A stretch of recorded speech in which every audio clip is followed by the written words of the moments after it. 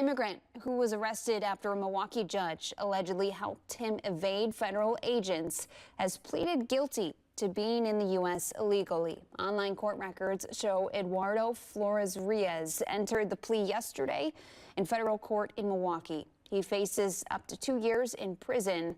Now, Judge Hannah Dugan allegedly escorted this man through a back door of the courthouse back in April after learning ICE agents were looking for him. Dugan is facing obstruction charges there.